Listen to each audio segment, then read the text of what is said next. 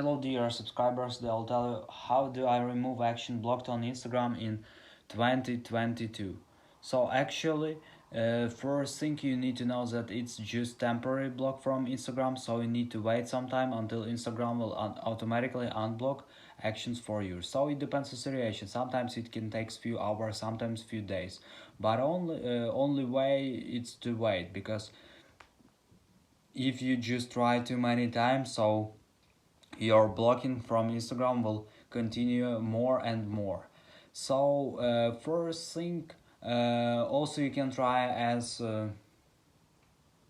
option, you can also just try to use another device or try to use another network. So if you're using Wi-Fi, just try to use cellular data, or if you use cellular data, just try to use Wi-Fi, or just try to use another Wi-Fi network.